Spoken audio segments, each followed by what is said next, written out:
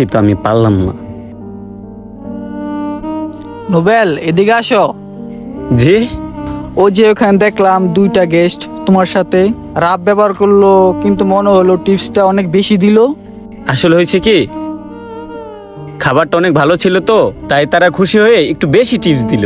মনে হয় টিপস অনুযায়ী একটু বেশি পাইছো না? হ্যাঁ, একটু অনেক বেশি। ঠিক আছে, আসি। আচ্ছা।